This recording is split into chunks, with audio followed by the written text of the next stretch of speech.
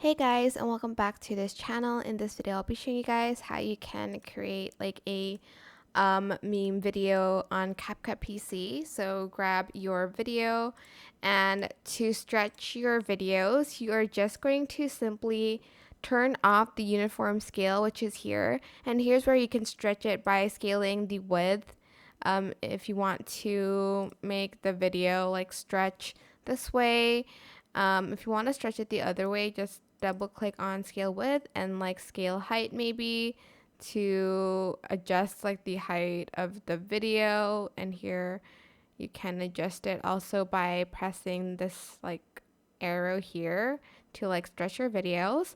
Maybe when you want to fill this but you don't want to like stretch it anymore, you can enable uniform scale again and scale it up like so. That's basically it. I hope this tutorial was helpful for you guys. Don't forget to like, comment, share, and also subscribe to this channel if you haven't done that already. If you have any questions, just leave it in the comment section down below and I'll try my best to answer them all for you guys. And if you found this video helpful, please click the thanks button above the description box down below. Thank you so much for watching. Bye!